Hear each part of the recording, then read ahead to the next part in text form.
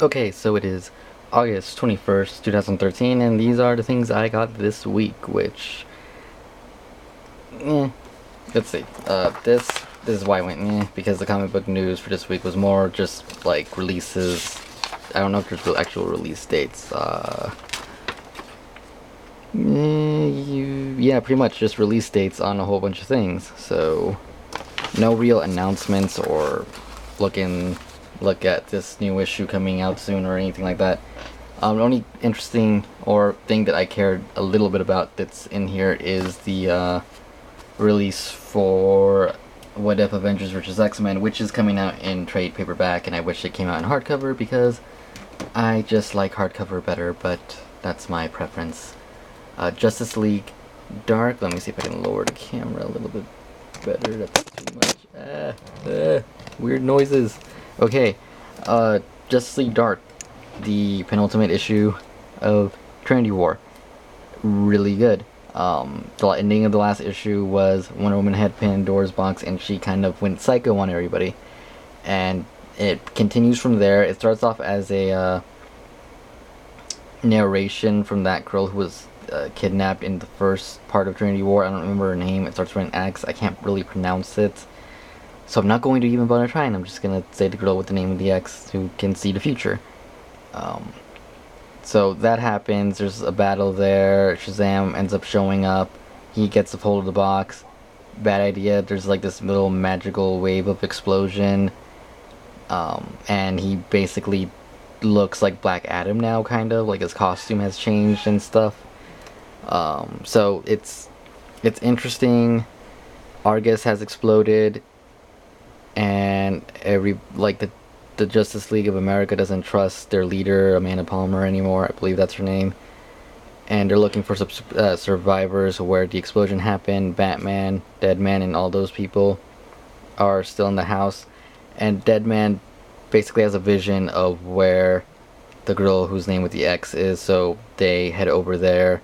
At the same time, Zathana and guy over here, they arrive at the same place. So it's kind of like this giant thing of all the superheroes meeting up there, excluding Superman and them. And from there, I guess the main plot will be unveiled, which is kind of weird because it's like the second to last issue. You think it would be unveiled here and there'd be a battle? I don't know. Either way, really good story. Definitely like it a lot. Infinity, Avengers Assemble, 18. That is a weird crease it has there. I did not notice that before.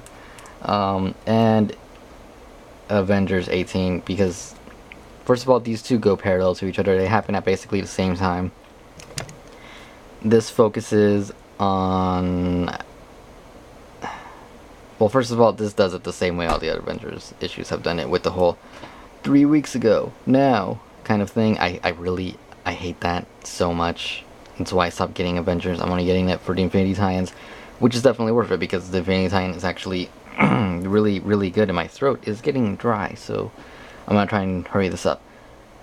Basically, Captain America and all the Avengers make it to this giant meeting with all the other space empires leaders there. The Skrulls come in saying to how they've now unified their race into one, except for I guess one band of Skrulls that they don't control or something. I don't know. Either way, they go and attack the builders, and there's a giant battle. Shit happens. It's awesome.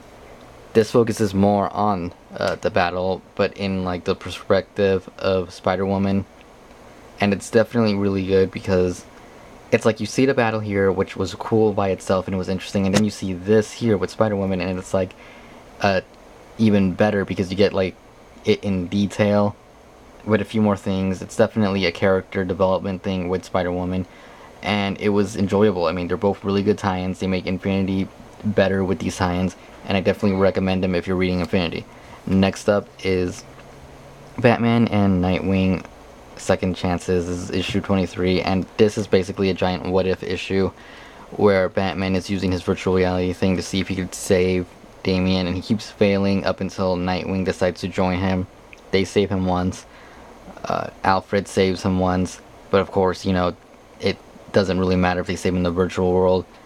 But it was definitely a good issue. Batman kind of coming to terms with it, showing, you know, he kind of was not realizing how much it actually hurt Alfred too, to lose Damian. So it was a good issue.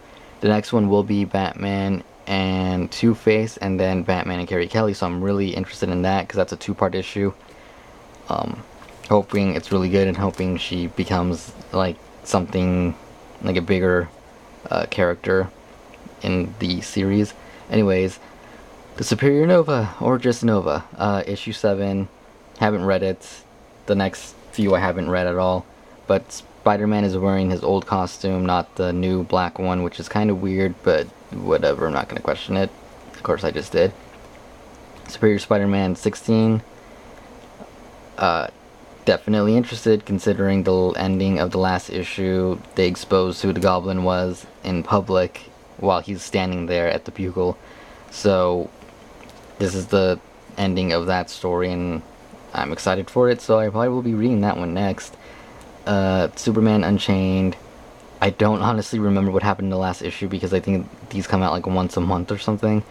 But it's the only Superman title I'm getting because I'm enjoying it, so I'm sure this will be good. It's Scott Snyder and Jim Lee, so, you know, great team right there. And X-Men. Wolverine is now going to be there for this issue anyways, and it's focused on Jubilee being a mom and vampire, I think is what I read online. I don't know. I thought the last story arc was going to last longer, but apparently it didn't, so we will see how the new one starts, or is going to be. But anyways, that's everything I got this week, and I hope you enjoyed the video. Don't forget, like, comment, subscribe, and all that stuff. And I will see you next week when I let her pick up video and stuff. Bye.